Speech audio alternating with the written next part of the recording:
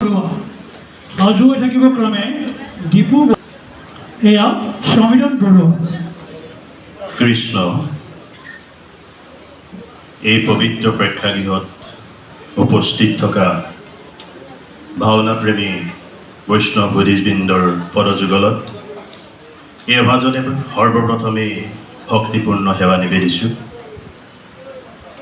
প্ৰথমেই আপোনালোকৰ আগত উপস্থাপন কৰিবলৈ বিচাৰিছোঁ দানবীৰ ৰজা হৰিশ্চন্দ্ৰ নাথৰ বিশ্বামিত্ৰ চৰিত্ৰটিৰ এটি সংলাপ।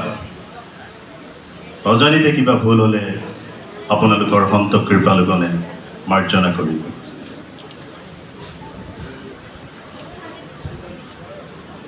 বশিষ্ঠ বশিষ্ঠ বশিষ্ঠ, ইয়ে বোলে বশিষ্ঠ, সিয়ে বোলে বশিষ্ঠ। বশিষ্ঠ মুনিৰ আজি ইমান সন্মান, আমাক হে কৰিছে সকলোৱে অজ্ঞান। কিন্তু বশিষ্ঠ মুনিতকৈ আমি কোন গুণহীন। সৰস্বতী নদীৰ সিটো পাৰে বশিষ্ঠৰ আশ্ৰম আৰু এই পাৰে এই বিজুবনতেই আমাৰ আশ্ৰম। ইয়াতনো কি পাৰ্থক্য থাকিব পাৰে?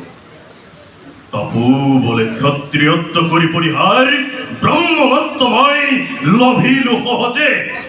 দেখুৱাল জগতবাসীক বিশ্বামিত্ৰৰ তপৰ মহিমা।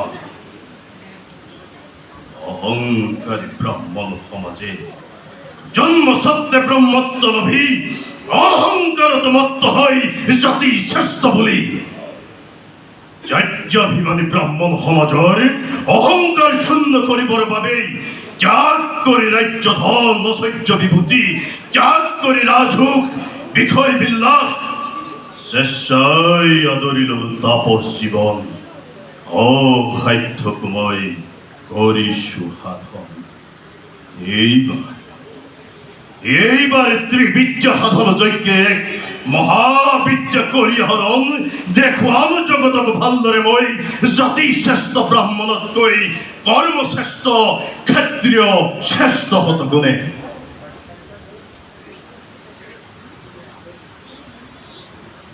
এইবাৰ পৰশুৰামৰ মাতৃ সত্যানাথখনিৰ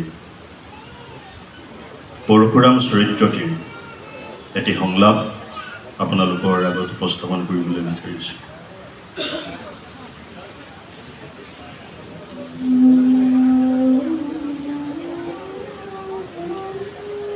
উন্মাদ হোৱা নাই আই,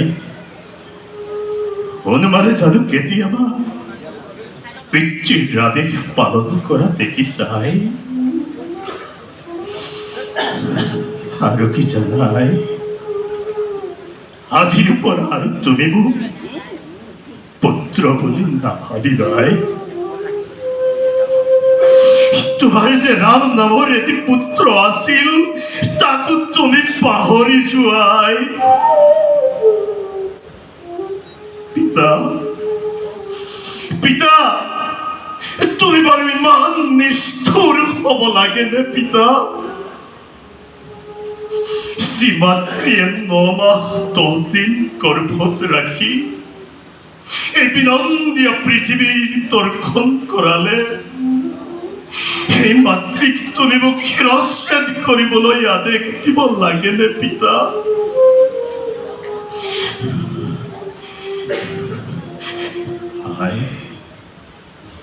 পিতৃৰ আদেশ আজি অতিকে কঠোৰ। যি কাম আজি পৰ্যন্ত এই পৃথিৱীত কোনেও কৰা নাই, সেই কাম কৰিবলৈ পিতৃয়ে মোক আজি কৰিছে আদেশ। পিতাৰ আদেশ কি জানানে আই? পিতাৰ আদেশ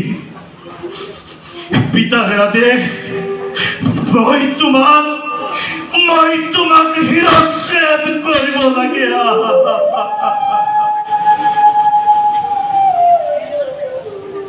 নমস্কাৰ। শেষত পুনৰবাৰ সকলোৰে চৰণত সেৱা জনাই ধন্যবাদ। কৃষ্ণ।